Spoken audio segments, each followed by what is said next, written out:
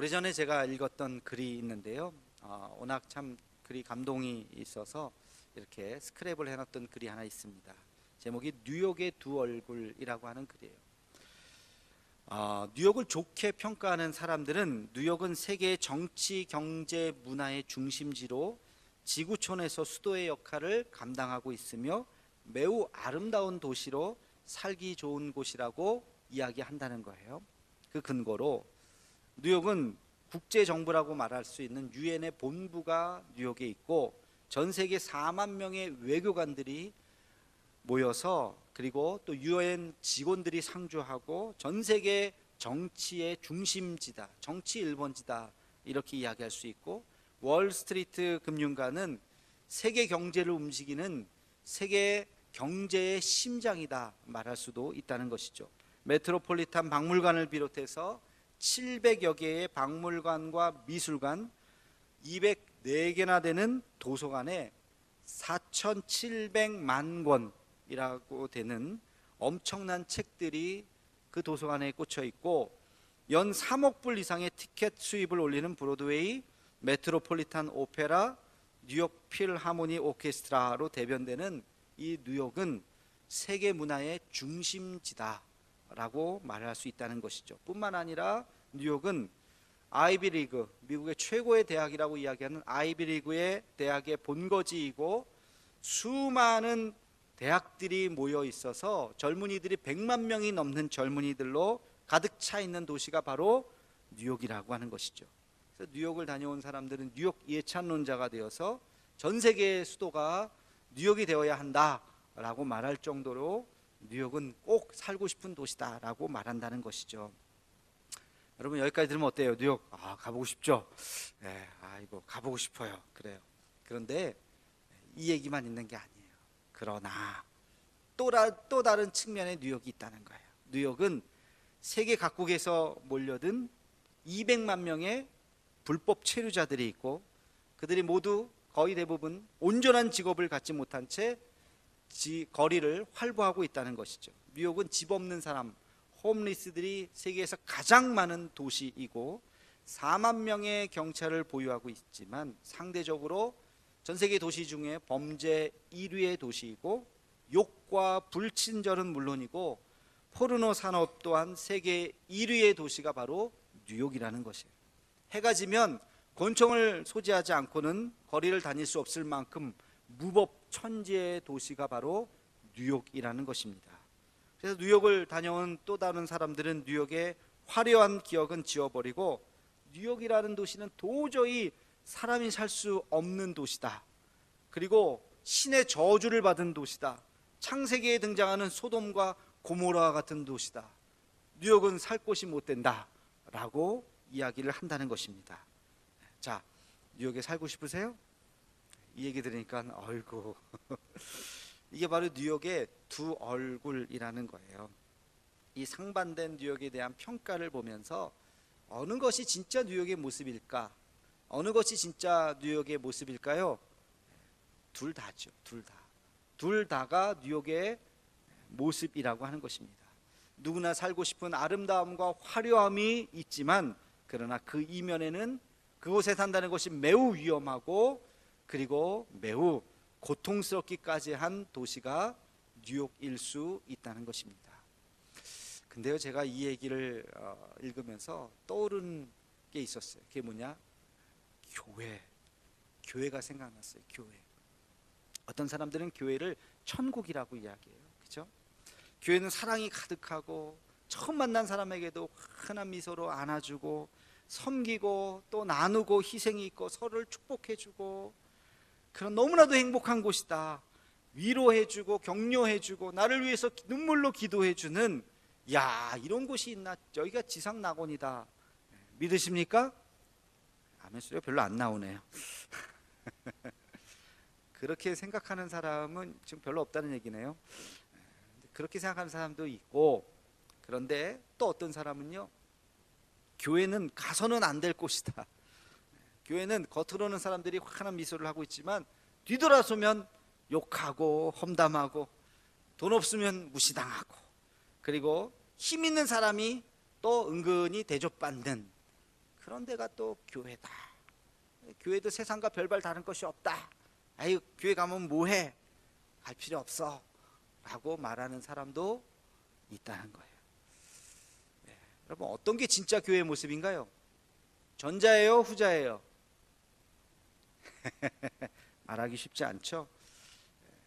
이상적인 교회의 모습과 현실적인 교회의 모습이 이 교회 안에는 혼재되어 있는 것입니다. 교회 안에서 우리는 정말 천국을 경험할 수 있어요. 교회는 정말로 회복이 일어날 수 있는, 우리 삶이 변화될 수 있는 곳이에요. 천국의 모델이라고 이야기하잖아요. 그런데 현실의 교회는 그렇지 않다. 현실의 교회는 싸우기도 하고 다투기도 하고 하여튼 간에 못 볼 거 보고 그런 모습이 여전히 존재하는 것이 또한 교회라는 것입니다. 이 이상적인 교회의 모습과 현실적인 이 교회의 모습과 이 간극이 웬 말이냐는 것입니다. 여러분, 이 간극이 뭘까요? 이 간극이 바로 인간의 죄인 것입니다. 인간의 죄. 우리의 죄가 더 드러나면 드러날수록 이상적인 교회의 모습과 현실적인 교회의 모습은 점점 더 멀어지는 것입니다. 그러나 이곳에서 죄사함 받고 주 예수 그리스도로 우리가 회복받고 그리고 주님 앞에 나올수록 이 이상적인 교회와 현실적인 교회의 모습이 점점 간극이 좁아지고 여기는 정말 천국이 될 줄로 믿습니다. 지난 시간에 교회 탄생에 대해서 이야기했어요. 베드로가 말씀을 전함으로 회개하고 최초의 교회인 예루살렘 교회가 탄생했다, 그런 말씀을 드렸습니다. 그런데 이 교회가 교회의 원형이고 또 우리의 모델이고 또 교회의 본질과 같은 모습을 하고 있는 것이 초대교회라고 말씀을 드렸는데, 근데요, 성경을 계속 읽어보다 보면 이 초대교회도 싸움이 있었어요. 다툼이 있었어요. 분열이 있었어요. 야, 이게 웬 말인가. 초대교회 안에 들어온 멤버들의 구성을 보면 크게 세 부류의 사람이 있었습니다. 첫 번째는 유대인들 중에 크리스찬들이에요. 유대인들 중에 크리스찬들. 그러니까 베드로 같은 사람, 완전히 유대인이잖아요. 뼛속까지 유대인이잖아요. 근데 예수님을 만나서 예수님을 믿게 된 크리스찬들이 있어요. 상당수 있죠. 주류라고 말할 수 있는 유대 크리스찬들이 있었습니다. 근데 그들만 있었던 것이 아니에요. 헬라에 한 발을 담그고 있었던 디아스포라, 흩어진 유대인이지만, 몸은 유대인이지만 헬라 문명에 가서 교육을 받고 모든 사고나 정신과 가치는 헬라적인 생각을 갖고 있었던 그런 크리스찬들도 교회 안에 있었어요. 사도 바울 같은 사람이 대표적이라고 말할 수가 있겠죠. 그런 사람도 있었습니다. 상당수 그 안에 있었어요. 또 어떤 사람이 있었냐? 완전히 헬라인, 완전히 외국인이죠. 완전히 헬라인이면서 그리스도인이 된 사람들도 있었습니다. 그 디모데 같은 사람도 대표적이라고 말할 수 있어요. 그런 사람들도 교회 안에 있었던 것이죠. 자, 오늘 본문에 보니까 예루살렘 교회 회개하면서 하나님 앞에 통곡하면서 나왔어요. 거듭났어요. 성령 받았어요. 근데 갈등이 생겼어요. 어떤 문제가 발생했느냐? 교인들 중에 서로 어려운 사람들 많이 있겠죠. 그런 사람들에게 매일매일 먹을 양식을 나눠주는데 아무나 막 나눠줄 수 없기 때문에 명단을, 리스트를 이제 쭉 작성을 한 거예요. 리스트를 작성하고 쭉 나눠주다 보니까 글쎄 한쪽에만 편향이 된 거예요. 헬라 쪽에서 온 크리스찬들이 먹을 게 없어서 굶고 있어요. 왜 저희가 한번 먹을 거 주는데 왜 안 받았어요? 안 주던데요? 당신 받았어요? 나도 못 받았는데요? 무슨 말이에요? 저기 가면 다 먹을 거 줍니다. 아닌데요, 우리는 명단에 없다고 안 주던데요? 그래서 이쪽에 보니까 이쪽의 사람들은 다 받았어요. 이쪽에 있는 사람들 다 안 받았어요. 이게 뭐냐고 봤더니 우리는 헬라파 유대인들이, 크리스찬들이. 이쪽으로 다 받은 사람들은 유대인 출신의 크리스찬들은 다 받았어요. 아니 이거 차별하는 거냐, 이거 뭐 하는 짓이냐. 여기서 이제 갈등이 일어나게 된 거예요. 힘 있는 사람들이 자기들만 주는 거 아니냐. 그러면서 온갖 루머와 또 온갖 또 음해와 이제 이런 것들이 이제 막 갈등이 일어나게 된 거예요. 자, 이 모든 공동체의 모든 문제의 발달은 어디서부터 시작하느냐? 모든 공동체의 사람이 모인 곳에서의 모든 문제는요, 불공평에서 시작이 됩니다. 불공평. 공평하지 않다고 느끼는 순간 갈등을 하게 돼요. 이것은 교회도 그렇지만 국가도 그렇고 심지어 가정도 그렇습니다. 여러분, 자녀 둘, 셋 낳아서 기르시는 분들, 부모님들이 가장 명심해야 될 게 뭐냐? 편애해서는 안 돼요. 큰아들이라고 아유 큰아들이니까 더 사랑해, 밥 하나 더 줘야지, 안 돼. 막내니까 이쁘니까 뭐 좀 더 챙겨줘야지, 안 돼요. 성경에도 우리가 잘 알잖아요. 요셉 어떻게 했어요? 아버지의 편애 때문에 형들의 미움을 받아서 애굽의 노예로 팔려간 거예요. 편애가 가정을 파괴시킨 거예요. 그럼 가만히 생각해 보면요, 우리 지금 박근혜 대통령 감옥에 가 있는데 그게 최순실 국정농단이라고 하는 이름으로 시작이 된 거잖아요. 그 사건의 처음 시작이 어떤지 아세요? 기억이 지금 벌써 이제 잊으셨겠는데, 그 사건의 제일 첫 번째가 2대 입시 비리였습니다. 2대 입시 비리. 그러니까 어떤 여자애가 명단에 있는데 학교도 안 나오는데 학점은 다 A를 받아. 교수님이 가서 쩔쩔쩔 매고 그래. 쟤 뭐야? 쟤 어떤 애야? 쟤. 그 아이의 뒤를 캐낸 거예요. 봤더니 애가 자격도 없는 애가 여기 학교에 들어왔네. 이거 무슨 문제가 있네. 거기서부터 시작이 된 거예요. 입시 비리. 이 엄청난 사건이 거기에서부터 시작이니까, 모든 것이 불공평하지 않은 사회는 어떤 혁명을 다 그 안에 내포하고 있는 거예요. 사람 사는 세상이 다 그래서 공평해야 돼요.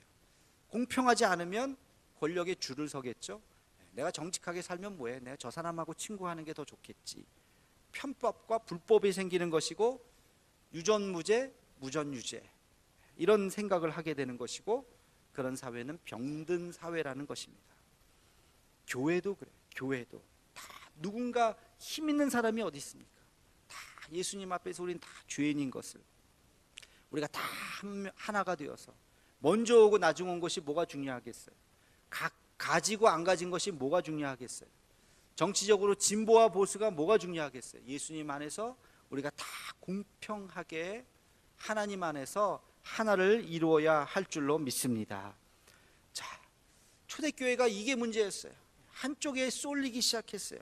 이 문제를 보고 사도들이 아이고 이거 문제가 있구나 하고 이 문제를 대처하기 시작했어요. 이 문제를 대처하는 이 대처법을 우리는 배워야 합니다.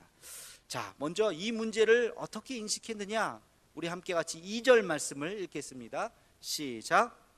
12사도가 모든 제자를 불러 이르되 우리가 하나님의 말씀을 제쳐놓고 접대를 일삼는 것이 마땅하지 아니하니. 아멘.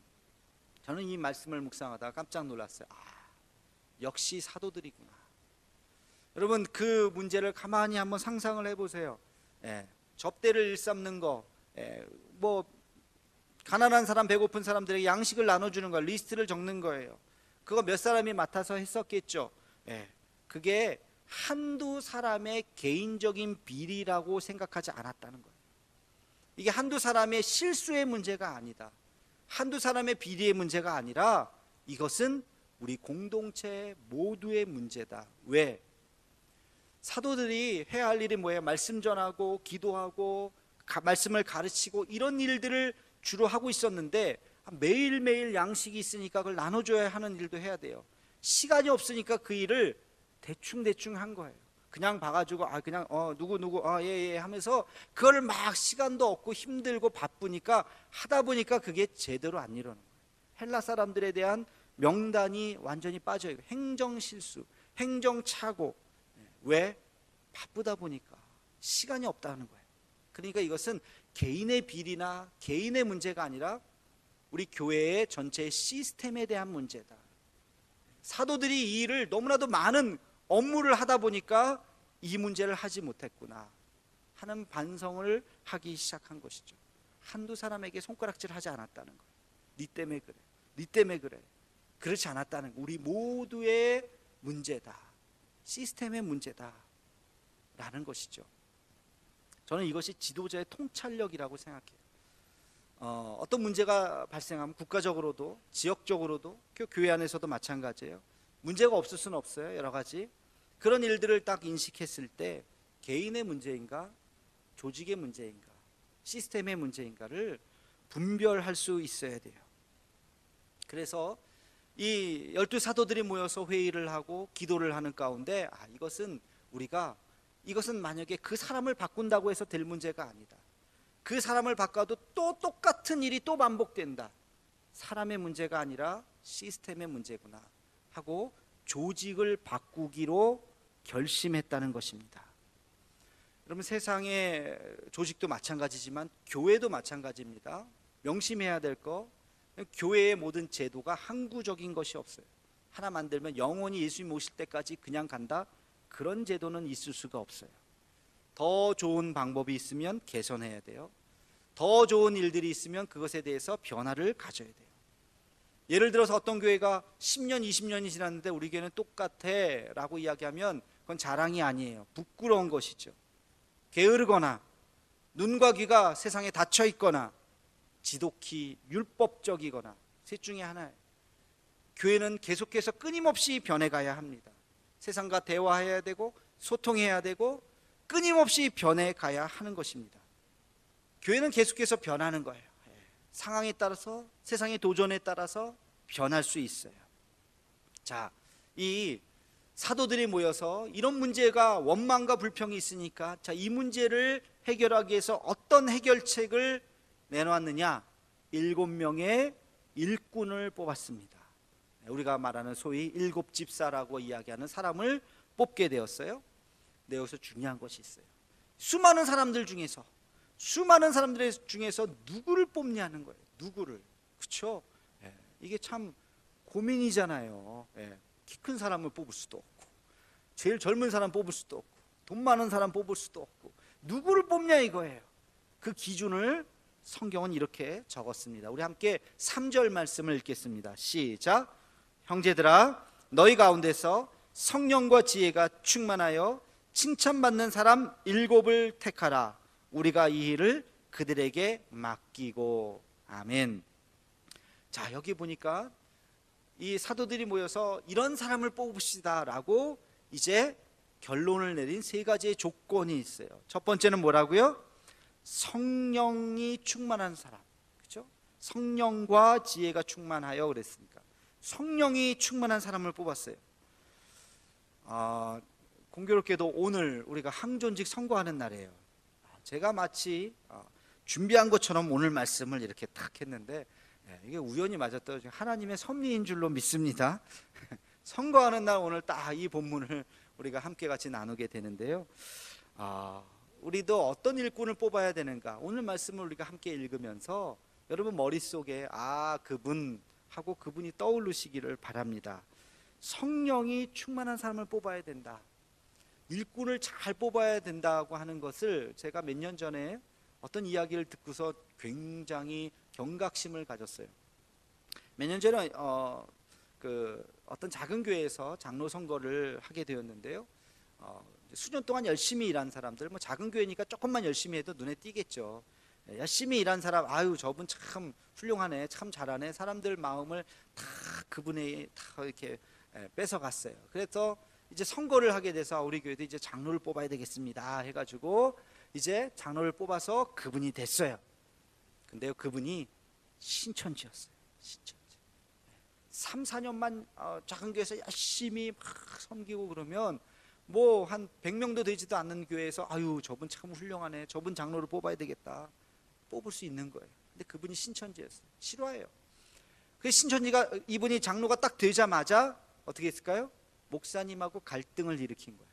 목사님 무리한 요구를 하고, 목사님이 좀 그러면 목사님이 이상한 루머를 퍼뜨리고 목사님에 대해서 안 좋은 얘기를 하고 결국에는 목사님을 내쫓았어요. 그리고 자기가 장로니까 청빙위원회를 구성해서 새로운 목사님을 데리고 왔는데 그 목사님이 신천지 데리고 왔어요. 그런 일이 있었어요. 이야, 이 선거 한번 하는 게 얼마나 중요한지 간단하게 5년도 안 돼서 그 교회를 신천지 교회로 딱 만들어 버린 그런 실화가 있었습니다. 잘 뽑아야 되는 거예요. 우리 교회는 그렇지 않고 든든한 교회지만, 오늘 말씀해 보니까 성령 충만한 사람을 뽑아야 된다고 이야기하고 있어요. 여러분, 성령 충만한 사람이 뭘까요? 성령 충만한 사람이란 세상적인 욕심에 마음 두지 않는 사람입니다. 오직 누구를 위해서? 주님을 위해서. 오직 주님을 위해서, 오직 교회에 충성하는 사람, 오직 주님만을 바라보는 사람, 오직 예수님 때문에 기뻐하고 오직 예수님 때문에 삶의 희망을 갖고 있는 그런 사람이 성령 충만한 사람인 줄로 믿습니다. 세상에 한 발짝 나가 있는 사람이 아니에요. 그런 사람이 아니라 주님 앞에 헌신하는 사람이 성령 충만한 사람인 것입니다. 또 어떤 사람이라 그래요? 지혜 충만한 사람. 지혜 충만한 사람은 어떤 사람일까요? 학식이 높은 사람일까요? 많이 배운 사람일까요? 석박사를 학위를 가진 사람일까요? 아니죠. 이런 것이 아니에요. 이 지혜라고 하는 것은 교회를 이끌어 나아갈 때 아무런 충돌 없이 잡음 없이 일을 잘 깨끗하게 처리하는 사람, 다시 말해서 화목해 하는 사람을 말하는 것입니다. 그 사람이 들어가면 갈등했던 모임도 잘 풀어. 뭔가 사람이 썰렁했던 모임도 그 사람이 들어가면 화목해져. 웃음꽃이 피어. 한마디로 덕이 있는 사람, 그게 성경에서 말하는 지혜인 것입니다. 근데 반대로 싸움꾼, 그 사람이 들어가면 뭔가 불편하고 뭔가 또 부딪히고 서로 주장하고 서로 갈라지고, 그런 분이 있다면 그런 분들은 절대 지도자가 되어서는 안 되는 것이죠. 일꾼이 되어서는 안 되는 것이죠. 일 맡기면 맨날 사람들 상처 줄 텐데 그러면 안 되는 것입니다. 지혜가 있는 사람은 그렇게 일하지 않아요. 모든 사람을 하나로 만들고 화해하고 화평하고 그러면서 행복해하는 그런 사람이 지혜 있는 사람인 줄로 믿습니다. 그런 사람을 뽑으셔야 돼요. 그리고 세 번째, 어떤 사람을 뽑아야 되느냐? 뭐라 그랬어요? 칭찬받는 사람. 오늘 말씀해 보면 이렇게 나와요. 성령과 지혜가 충만하여 칭찬받는 사람이라 그랬어요. 그러니까 성령과 지혜가 충만한 사람 중에 교집합이에요. 그 중에 칭찬받는 사람이라는 거예요. 칭찬받는 사람. 사람 사이에 인정을 받아야 돼요. 독불장군처럼 그러면 안 돼요. 아무개 하면 아유 참 훌륭한 사람이지, 사람 참 좋지, 아유 얼마나 참 사람이 덕스러운지 몰라, 이런 평가를 받으셔야 돼요. 아무개 하면 아이고 저 사람 같은 모임 안 했으면 좋겠는데, 이런 사람은 뽑으시면 안 된다는 거예요. 칭찬받고 인정받는 사람이 되어야 한다는 것입니다. 자, 오늘 이제 3부 예배 때 우리 1차 선거하고 또 오후 예배 후에 이제 마지막 2차 선거를 하게 될 겁니다. 오늘 말씀이 마침 7명의 집사를 뽑는 그러한 본문인데요. 그 7명 중에 누가 뽑혔습니까? 우리가 잘 아는 스데반 집사님. 성령이 충만하고 지혜가 충만하고 말씀에 사로잡히고 그 하나님의 거룩한 영에 사로잡히고 그리고 하나님 앞에 아름답게 쓰임받았던 사람, 그 스데반. 오늘 우리가 선거를 하며 우리 이 시대에 대도교의 스데반을 뽑을 수 있는 그런 우리 모두가 되기를 간절히 축원합니다. 우리 교회가 여러 가지 문제가 없을 수는 없겠죠. 사람이 모여 있기 때문에. 그러나 지혜 충만하고 말씀 충만하여서 그 모든 문제를 누구 한두 사람의 문제에 손가락질하면서 지나가는 것이 아니라 나의 문제, 우리의 문제라고 생각하고 가슴에 품고 함께 같이 기도하며 더 아름다운 믿음의 교회 만들어가기를 주의 이름으로 축원합니다.